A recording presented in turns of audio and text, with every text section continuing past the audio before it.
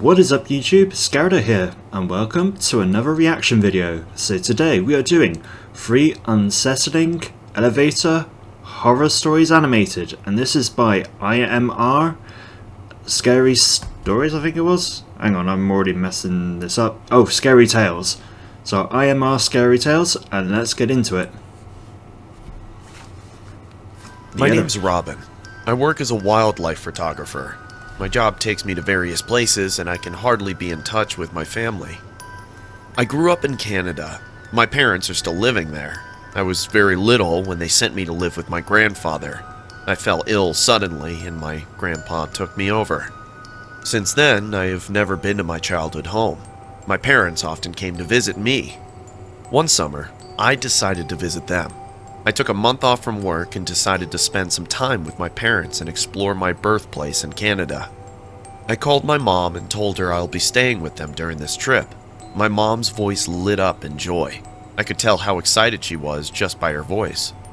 I packed my bags and took a flight. My dad came to pick me up at the airport. Seeing him after a long time melted my heart. I hugged him and said, "Oh, I missed you, Dad." My dad smiled and said, "I missed you too. Now come on, let's go. Your mom is waiting.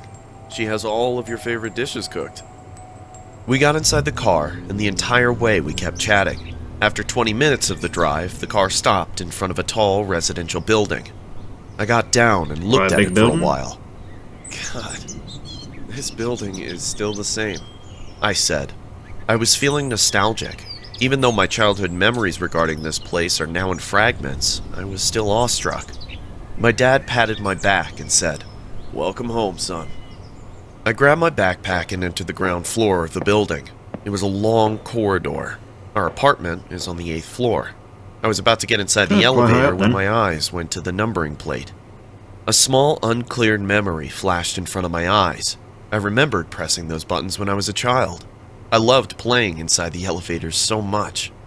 I looked around and realized this elevator had been renovated. I looked at the ceiling of the elevator. There was a small vent on it for air circulation. Okay, From that vent, the hollow different. elevator shaft was visible. For a moment, I felt a pair of eyes were watching me from there. The hair on the back of my neck stood up immediately. "Come on, we're here," my dad told me. Be right back. Sorry about that. For some reason, there was an advert. Standing on the 8th floor, my dad asked, "Something wrong, Robin?" "Sorry, it's nothing. I just got distracted," I replied. While coming out of the elevator, I looked up once again, but there wasn't anything. Ooh, okay. This hectic journey really got to me, I said to myself. After a cool, refreshing shower, That was I quite a finally good managed transition. to clear out my mind. My mom made chicken, porridge, fried mushrooms, and my favorite cheesecake for dinner that night. That actually looks really quite nice. It sure is good to be home, Mama, I said, with a big smile. We all sat down in the living room to chat. My dad was really funny. He started to bring all kinds of embarrassing childhood memories up. Everyone was laughing and having a good time. At around 11 p.m., we all went to bed. I was already tired and feeling very sleepy. As I laid down on my soft bed, deep sleep grabbed my eyes. At around 2 in the morning, I heard a weird sound in my room. It felt like someone was breathing heavily, sitting very close to me. I opened my eyes, and what I saw made my heart race like a wild horse. Ooh, Her face was leaning on me and breathing heavily. I could tell it was a little girl. Her long black hairs were floating in the air. A little girl? All That does not look like a little girl to me. wide eyes and that dark face. She was watching me while I slept all of this time. Oh, that's a night terror, My voice got that is. stuck. I wanted to scream, but I couldn't. The girl then came closer and said, "How could you? How could you, Robbie?" I shot up from my bed, panting and gasping for air. The sunlight coming from my window made me realize that it was morning. I wiped the drops of sweat from my face and uttered to myself, "What the hell? That dream felt so real." I didn't say anything to my mom or dad about this creepy dream. I freshened up and sat for breakfast. Casually, I asked, "Hey, Mom, what did you used to call me when I was little?" My mom replied, "What kind of weird question is that, Robin? We all called you by your name." I smiled awkwardly and said, No, I just thought if someone called me Robbie or not. But before I could finish my sentence, I saw my mom's face changing color. Ooh, She okay. froze like a statue and said, "Who told you that? Did anyone in the building call you Robbie?" I looked at her with a confused face and said, "No, but it means that someone used to call me Robbie, right?" My dad suddenly looked at my mom and said, "Don't you remember, Yasmin? I used to call him Robbie sometimes." My mom immediately smiled and said, "Oh, right. Yeah, Okay, must so just someone be tells me getting that old." there was a daughter. I felt the suppressed tension in the room. I didn't know why, but I was sure my parents were hiding something from me. Yeah, After definitely a finishing daughter. my breakfast, I decided to go out and roam around. I got into the lift, and my eyes went towards the elevator shaft, but I didn't see anything except the hollow place this time. That day, I roamed around the town. I saw my school and visited the kids' park. So many memories filled my heart with joy. At around 7:30 p.m., I went to a local pub to chill for some time. My mom called me in between and said, "Robin, when are you coming home?" I replied, "Hey, Mom, yeah, I'm gonna be a little late tonight, but don't wait up for me. I'll just have dinner at the pub here." My mom replied, "Okay, sweetie. Well, listen, your dad and I were thinking about visiting my sister tomorrow. Your aunt is dying to meet you. We'll leave for their farmhouse tomorrow, okay?" Oh, I bet "Seems like a emphasis plan to there. me," I said. I watched a football game in the pub and drank as many beers as possible. When I came home, I was stumbling. Shit, man.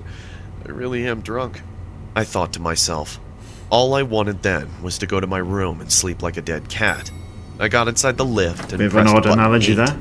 The lift started to go up. The number plate flashed. 1, 2, 3, 4, 5. Bit of a And so countdown, on. okay.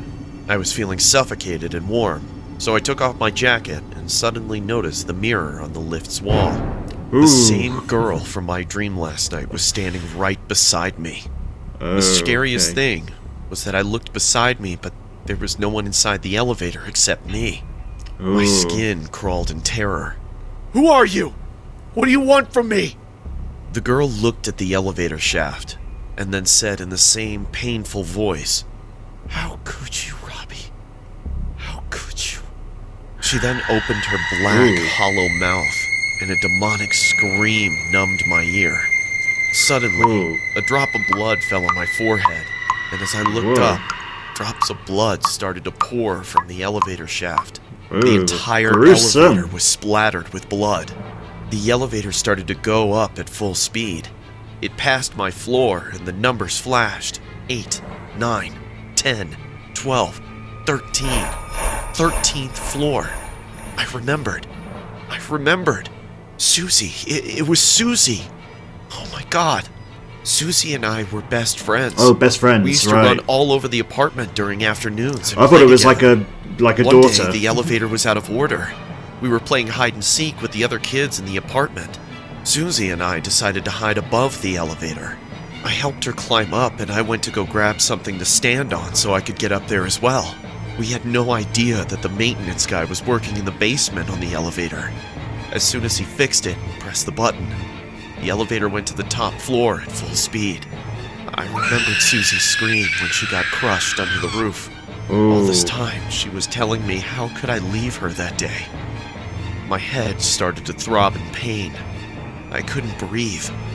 Eventually, I fainted on the floor. I was down with a high fever for 2 days. When I got a bit better, I confronted my parents.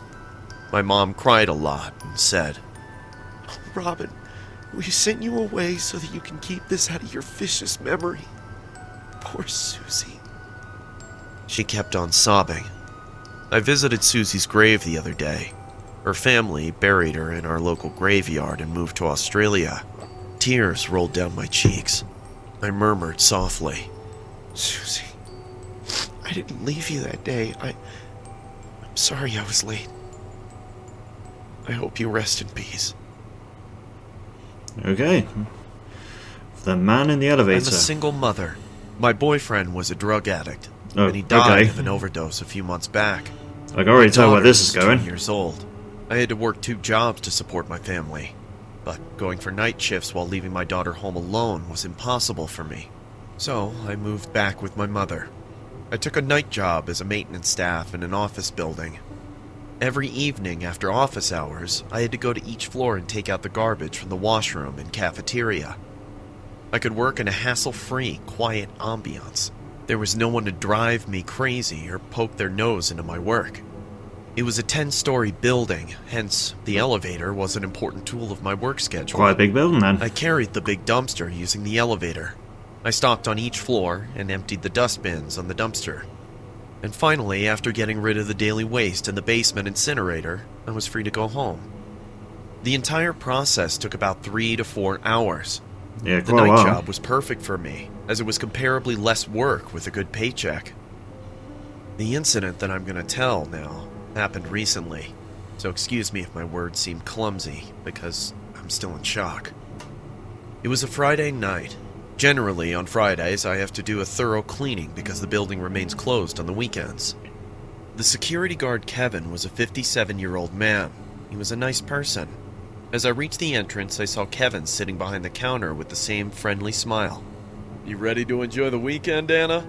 he said in a jovial tone. "Of course, Kevin, but my weekend starts at 10 p.m. after I finish this cleaning here," I said. Kevin nodded his head and said, "You're a good mother, Anna. How's our little angel doing?"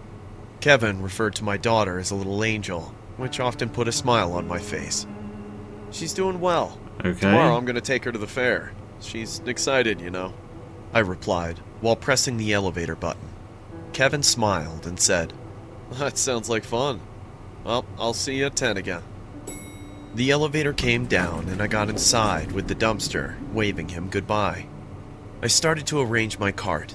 I was used to being alone in the empty building night after night. Never once I felt uncomfortable or scared in any way.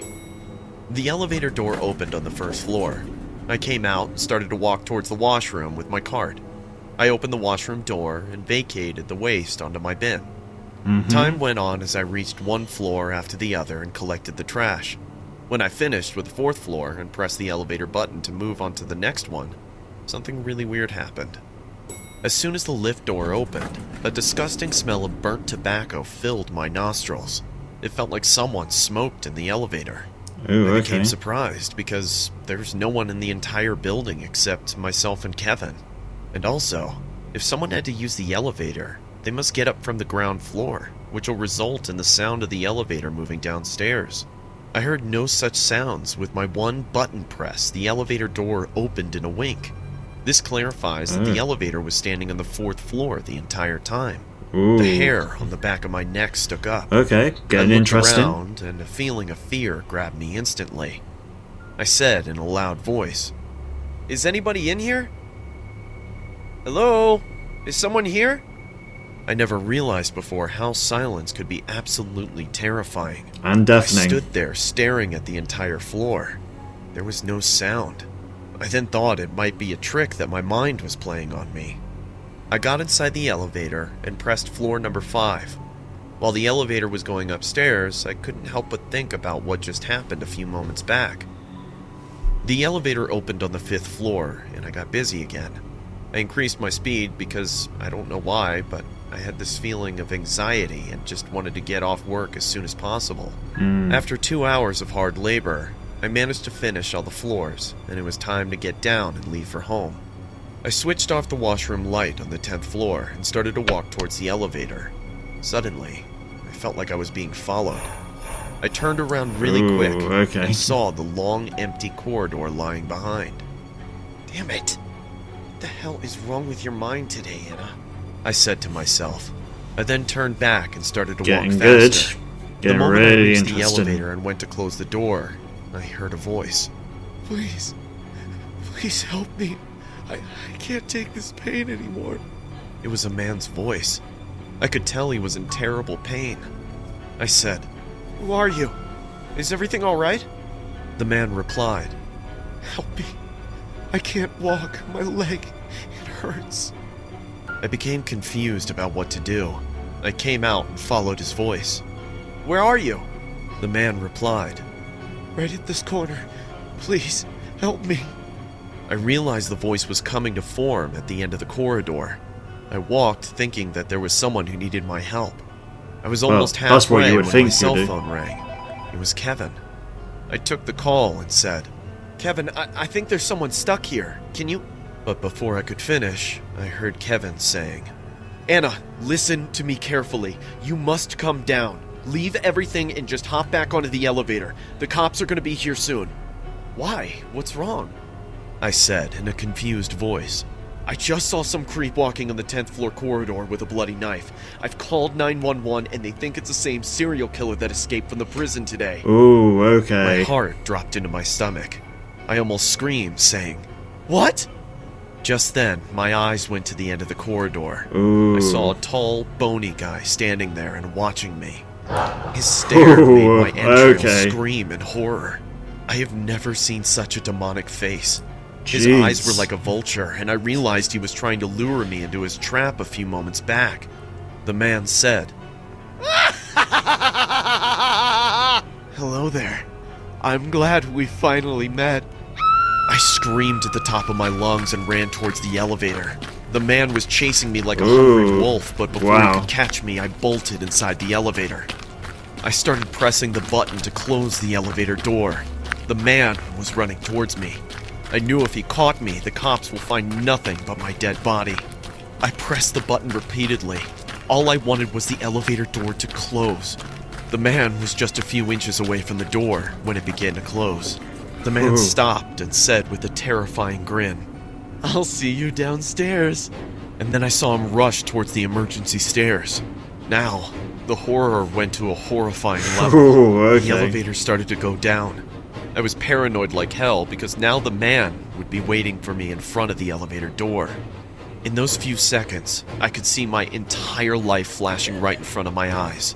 I was sobbing and crying. I was sure I was going to die at the end of this serial killer as soon as the elevator hit the 9th floor. Wow, okay. Suddenly, an idea came to mind. I pressed the stop button immediately, and the elevator stopped right before reaching the 9th floor. I thought, if I just wait for a few moments, the cops will be here in time, and this is probably the only way I can save my life. The elevator stood silently. There was no sound except for my madly beating heart. I tried to listen carefully to see if the man was still out there or not. I could tell from the ray of light that the bottom half of the elevator was already standing on the 9th floor. The security alarm went on, and I heard Kevin's voice in the microphone. "Anna, just wait a few minutes more. The cops are almost here. Be tough. No matter what you do, do not come out of the elevator. I don't want to scare you, but the man is standing right in front of the elevator." My head started to throb. I felt like I was going to faint on the floor out of fear. I screamed, "Why are you doing this?" The man on the other side replied, "I'd like to feel your skin on me after I peel it off from your body with my sharp knife, Anna." I screamed back, saying, "I am not coming out of this elevator, and the cops are going to be here soon. Burn in hell, you freak." Suddenly, the elevator microphone buzzed again, and I heard Kevin's voice. "The cops are going up, Anna. They'll be on the 9th floor soon. Don't worry, it'll all be over now." Everything went quiet. No reply came from outside. I got close to the elevator door and leaned on it to hear if he was still out there or not. I tried to listen when suddenly a huge knife sprung in between the gap at the elevator door, almost slicing my feet. I got cut bad, but thank God it wasn't that severe. "Looks like I missed this time, Anna, but I won't miss the next time. Just remember my words." Oh, that is Then the messed man's up. running footsteps faded away. When the cops opened the elevator, they found me lying on the floor unconscious. They're still looking for the serial killer. Oh, that is... Whew, that was a good one. The wrong floor. This might not be the so-called horror story, but it's the scariest encounter of my life. I mean, horror's all I worked as a subjective. security guard in a shopping mall. Generally, the mall opened at 10 and closed at around 8 almost every day. Every night, I closed the mall at 9 p.m. sharp and returned home. Most hours of my work passed by sitting in front of my computer screen and watching the footage captured by the security cameras. I could see couples romancing, kids running around the mall, and people going up and down in the mall elevator. It was a busy Saturday evening. The crowd in the mall increased so much that we all had to come out and keep an eye on everyone to avoid any kind of ill behavior. At around 7:30, people started to leave for home. I finally got back to the security room and sat down. My coworker, Adam, said, "Oh, what a hectic day. I told the manager not to put special offers on all the shops on the same day. People go crazy when they get discounts." I laughed and said, "Yeah, couldn't agree with you more. Hey, listen, I'm gonna head home early today. The keys are in the drawer. If you could just lock up at around 8, that'd be great, man." "Awesome. Well, have a happy weekend. I'll see you Monday." Adam left and I started to arrange the footage in proper orders. Keeping the footage in perfect order is a crucial job. You never know what kind of crime or uncanny incident might lead to the cops making an arrest. Very true. At around 8 p.m., I got up and went to the top floor of the mall to check the door locks and shops. After making my complete round of the mall, I became sure that no one was here except for me. I went back to the security room and started to shut down the power system of each floor, one by one. The last step was to switch off the security cameras. As I went ahead to do so, my eyes got stuck on the screen. I saw a middle-sized petite woman standing inside the elevator. She was wearing a red dress. I couldn't see her face as she was facing her back at the camera. I pressed the microphone button for elevator announcements and said, "Ma'am, the mall's closed, ma'am. Please, if you could just come out of the elevator. You can come tomorrow." The woman didn't pay any attention to my announcements. She didn't even look at the camera once. She stood like that for a few seconds and started to behave weirdly. The elevator probably opened on the second floor. She peeked from the elevator as if someone was standing outside, but I could see the entire corridor of the second floor. It was completely empty. The woman looked at her left and then her right. She then came back inside the elevator. She then did a really creepy thing that freaked me out. She started to press all of the buttons of the elevator like a maniac. I tried to warn her by saying, "I think I know what this is based off. If you don't come downstairs, I'm gonna have to go to the second floor and escort you out myself. Please don't make me do that. Just come downstairs." This time, the woman looked at the camera, and what I saw ran a chilling shiver down my spine. She had no eyes. Her eyes were hollow, with no eyeballs in them. She then walked close to the camera and kept staring at it. I don't know what to say because I was witnessing in front of my eyes spooked me like hell. Suddenly, the security camera started to malfunction. The image started to cut out and blur for no reason. These are newly installed cameras, so there was no valid reason for it to act in such a way. I pressed the microphone button again, saying, "Ma'am, I am telling you for the last time." But the sound got cut out too. The microphone stopped working. A coarse sound of wires crushing to each other surrounded the speakers. The elevator stopped at the top floor of the mall, which was the 4th floor. I saw the floor number flashing on the elevator screen. The footage was cutting on and off this whole time. As the elevator door opened, she looked at it, and then again looked back at the camera, and said in a whispering voice, "The roof." The camera stopped recording, and the screen went black. I rushed towards the elevator and pressed the button. The elevator started to come down, which obviously pointed out that someone did go up on it. Before this woman, I was the last person to use the elevator, and I perfectly remember I came to the ground floor on it after making my usual rounds. The elevator door opened, and there was no one inside. I checked the entire mall once again. I even thought that she might have gone up to the roof. So, I took the stairs to the roof. But the roof door was already locked, and Adam had the key, so there was no way that she could get up there. This wasn't the weirdest incident, though. I went back and fixed the security camera, which I had no idea why it malfunctioned in the first place. I then went through the footage again, and I found out there was no trace of this mystery woman in any footage of the last hour. My phone rang and I saw it was my wife. I noticed it was 9 p.m. and realized that she must be worried about me. I took the call and said, "Sorry, honey, I'm coming home now." That entire night, I couldn't sleep, because nothing was making any sense. Why are the windows open? Who was that woman? Why did she tell me to go to the roof when it was locked in the first place? The next day, I woke up late. I sat down at the dinner table when suddenly my phone rang. "Hello?" I said. A man with a serious voice replied. "Hey, this is Officer Pratt from the local police department. Are you Matthew Scott?" "Yes. What's the matter, officer?" I said in a surprised tone. "Can you come to the mall? We're running an inquiry here and we need all mall staff for the process." The man then hung up the phone. Getting a call from the cops is not something everyone enjoys to start their day with. That being said, I went to the mall. I went inside and saw officers interrogating each and every mall worker. A tall officer came up to me. "Are you Mr. Scott?" Yes, sir," I nervously responded. The officer then took out a small photograph and showed it to me. "Do you know this girl?" he said. My eyes widened in shock. It was the same girl from the elevator footage last night. "Yeah, I saw her last night. She was behaving really odd. I don't know how she managed to sneak inside the mall after closing hours, and I even checked the entire floor. She must have left on her own too. There was something really wrong with the way that she was behaving." After I finished saying all of this, I noticed everyone around me looking at each other. 2 more officers came towards me and said, "Are you absolutely sure you saw her last night?" I replied, "Yeah, it was her. But why are you asking?" Officer Pratt looked at me and said, "Show me the elevator footage." Awkwardly, I said, "That's the weirdest part, officer. The camera started to malfunction on its own, and I checked the footage later, but she wasn't in any of them." The officers exchanged a curious look among each other. Then one of them said, "This girl has been missing for a week now. Do you think we're stupid?"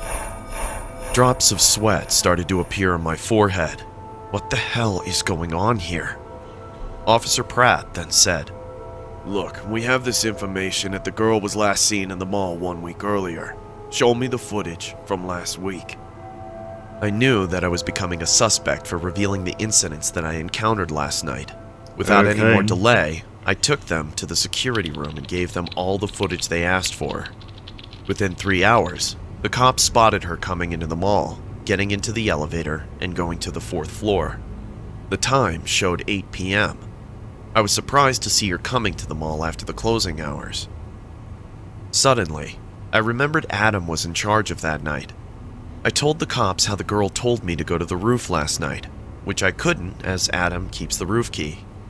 The officers looked at Adam and said, "Give us the key to the roof." Unexpectedly, Adam tried to run away. The cops arrested him and broke into the roof. After searching, the cops found the woman's body wrapped inside garbage bags and hidden under the water tank. Jeez. Adam had apparently been cheating on his wife with this poor innocent woman. She came to end things with him that night. She might have insulted him, which led to a fight between them. Things must have gotten out of hand, and Adam killed her by strangling her to death. Okay. He then hid her body on the roof to get away with the crime. Or he might have planned to get rid of the body when the time was right. Maybe he was planning to do that soon, which is why her haunting spirit came to inform me last night. Are ghosts real? I don't know, but I can assure you that last night I did see the same girl in the elevator who was laying dead for a week on the roof of this mall. Ooh. Okay, so what I was saying is that there was a actual incident of a missing woman, and this was in I believe a hotel in America, where she was acting very strange in the elevator and she was pressing buttons for different floors. So I believe it's like some sort of like elevator ritual that you do, and what had happened is that she was then later discovered in the water tank on the very top of the building, but no one knew how she physically got in there, and like the guests in the hotel were complaining that the water was black because the main water tank was on the very roof of the building, and that's how they found her. Anyway, so that's it for this video, and I will see you in the next one.